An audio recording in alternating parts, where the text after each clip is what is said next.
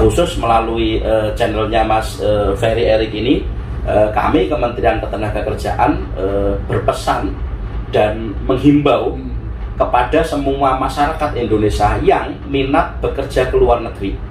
Bila memang nanti bekerja ke luar negeri itu ternyata di paspornya adalah menggunakan visa ziarah, segera datang ke dinas dan kami menyarankan jangan pernah keluar dari teritori Indonesia. Karena memakai visa ziarah kami pastikan itu melanggar hukum Indonesia, juga melanggar hukum negara tujuan. Dan itu saya pastikan masalah. Nah, kalau udah masalah ini kan akhirnya negara semua yang ini, Mas. Bukan negara nggak mau mengurus, pasti mengurus, Mas. Tapi maksud saya lebih baik bekerja melalui skema yang benar. Memang butuh proses. Tidak ada bekerja ke luar negeri yang tidak ada proses, Mas. Nggak usah begitu, Mas. Kita di dalam negeri saja mau bekerja harus punya skill tertentu yang dibisai. Ke luar negeri yang paling fundamental adalah bahasa misalnya. Terus nggak dilatih bahasa, berangkat, wah itu bisa amburadul, Mas. Disuruh ke barat, dia malah ke timur. Disuruh A, malah melakukan Z. Ini kan bahaya. Di situ juga menjadi asal muasal kenapa ada ringan tangan, kenapa ada penyiksaan. Mungkin salah perintah, atau mungkin perintahnya benar, ditangkapnya nggak benar. Karena faktor apa? Bahasanya nggak ini segala macam. Nah, ini yang kami pesankan ke masyarakat. Prinsipnya bekerja ke luar negeri harus menggunakan visa kerja. Itu salah satu karakter yang dengan mudah bisa kita lihat. Sehingga kami menyarankan selama itu pakai visa ziarah, kami pastikan itu penempatan unprosedural dan sangat beresiko sekali. Teman-teman yang sudah terlanjur pakai visa ziarah itu harus ngapain? Kalau punya masalah harus kemana? Kalaupun mereka nggak bisa, misalnya berharap dipulangkan dan faktanya nggak bisa langsung dipulangkan, mereka harus bagaimana nih? Jadi buat teman-teman yang udah terlanjur pakai visa ziarah, nggak melulu harus aku pengen pulang nih gitu. Pasti kan harus, oh ya aku udah sampai sini, udah tanggung jawab, aku harus lanjut atau gimana gitu. Begini, Mas, jadi hasil pendalaman teman-teman di kepolisian maupun pendalaman kasus dari yang kita lakukan dengan teman-teman PP2NI ini memang sangat kompleks, Mas. Visa ziarah ini kan jadi gini, kita berbicara pekerja migran Indonesia, ini kita berbicara dua yurisdiksi. Ada yurisdiksi Indonesia, ada yurisdiksi Arab Saudi. Ada aturan di Indonesia, ada aturan di Saudi. Dengan SPSK nanti kita pengennya visa ziarah itu di stop. Tapi kita juga nggak bisa begitu juga di saat ada aturan negara tersebut memang visa ziarah itu ada jenisnya. Sama halnya di kita. Izin tenaga kerja asing kan juga sama, Mas. Artinya makanya dua hal ini yang harus dipahami oleh masyarakat, sehingga berbicara PMI itu kita berbicara kompleksitas sebuah regulasi. Tidak hanya regulasi antar kementerian di dalam negeri, tapi juga regulasi antar negara. Gitu loh. Nah, berbicara tadi bagaimana dengan visa ziarah, saya kembalikan ke Undang-Undang 18 2017.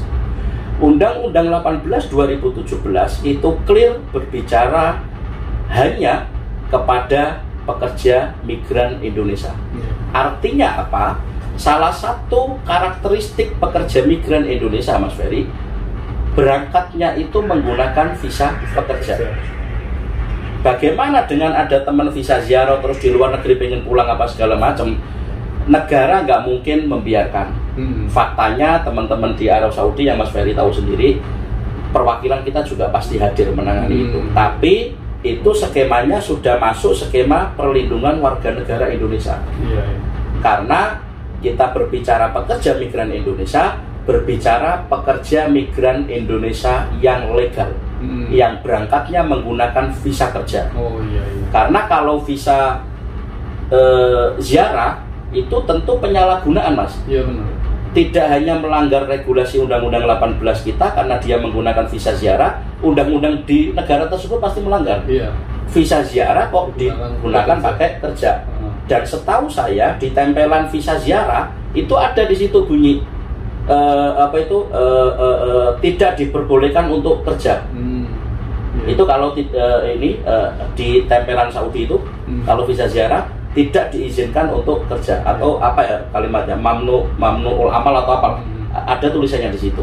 Nah artinya Mas Ferry, kalau kita berbicara visa ziarah ya itu kalau mau berbicara ini ya di luar konteks pekerja migran Indonesia, tapi adalah PMI yang berangkat secara unprosedural dengan menggunakan visa ziarah. Ada dua skema hasil pendalaman teman-teman kepolisian. Infonya begini Mas, visa ziarah itu modusnya banyak. Satu, visa ziarah itu diterbitkan di Jakarta oleh kedutaan Saudi. Ada juga yang diterbitkannya tidak di Jakarta, tapi di negara Timur Tengah di tetangganya Saudi. Jadi skema berangkatnya itu dari Indonesia mungkin berangkat ke Malaysia dulu, nginep semalam. Malaysia mungkin nanti ke Abu Dhabi, nginep semalam. Baru nanti di Abu Dhabi misalnya ya, mau Abu Dhabi, mau Kuwait, mau Yordan, mau manapun, baru dapat visa masuk itu. Nah, kan kalau dari Indonesia ini nih, makanya ketika kita sidak, udah di paspor pakai visa itu kita angkut. Tapi kalau misalnya begitu, kita nggak bisa detek. Ini masalah hanya 49 PT yang ditunjuk untuk ngurusin SPSK ya. Ini pertanyaan saya pribadi sih. Kalau saya punya PT nih, kok ternyata nggak diikutkan sama pemerintah gitu. Itu apa yang jadi faktor kenapa hanya 49? Misalkan semula berapa terus terkikis-kikis, alasannya apa? Mungkin dipilih-pilih atau gitu. Begini Mas Ferry, itu saya kembali ke tadi bahwa antara Arab Saudi dengan Indonesia sama-sama sepakat melakukan seleksi dan tidak semua bisa ikut. Tentu dengan persyaratan-persyaratan yang dipunyai. Contoh salah satunya, kami tidak ingin syarikah yang sering ada masalah di data perwakilan kita ikut di situ. Nah, kayak gitu-gitu. Nah, pertanyaannya kan gini, kenapa hanya 49? Ini pilot project. Yang namanya pilot project, kita pinginnya menghadirkan atau menyuguhkan ini semaksimal mungkin sehingga bisa efisien, bisa ya meskipun nggak 100% sempurna, bisa sebaik mungkin dari ikhtiar yang ada, sehingga harapannya ini menjadi sebuah template pakem skema penempatan untuk sektor domestik. Itu yang kami harapkan. Pertanyaan sampean, apakah nanti kedepannya hanya 49 ini? Itu tentu saya nggak bisa berbicara itu, karena itu nanti ada tim yang mengevaluasi, termasuk Kementerian Luar Negeri, kami dan beberapa elemen nanti yang ikut mengevaluasi di situ. Kalau tadi sampean bilang menjadi tanggung jawab syarikah bukan kafilan, misalkan nih, ini mungkin fakta ya, yang saat ini syarikah kemudian kerja di sana misalkan Arab Saudi, punya masalah lapor ke syarikah, yang disalin malah TKW-nya, nggak melihat oh ini masalahnya apa, didukin cari tengahnya gitu. Apakah ini nanti akan sama? Terus apakah juga berpengaruh ke 49 itu? Misalkan oh ini syarikahnya kok nggak berpihak membantu TKW, apakah dikurangi lagi? Prinsipnya kalau di kita gini Pak Ferry, Mas Ferry, kita nggak menyodorkan atau tidak melakukan sesuatu juga tidak ada solusinya. Dipungkiri atau tidak, sampai detik ini berangkat ke luar negeri khususnya ke Arab Saudi masih jalan dengan berbagai skema menggunakan visa ziarah. Apalagi Mas Ferry tinggal di Saudi, tentu sangat sering menyaksikan teman-teman di sana yang statusnya visa ziarah. Sehingga kami berpikir ini harus dicarikan solusi. Kita kan nggak bisa didiamkan itu Mas. Itu akan menjadi bola es yang nggak tahu meledaknya nanti kapan, bisa jadi bom waktu di kemudian hari, numpuk semua visa ziarah.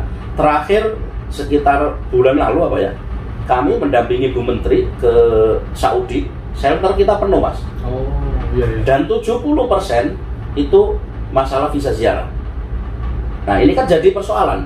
Kalau nggak kita carikan solusi, ya itu akan jalan terus, menjadi bom waktu di kemudian hari. Kami berharap dari skema ini menjadi solusi daripada itu. Apakah ada kekurangan ada ini?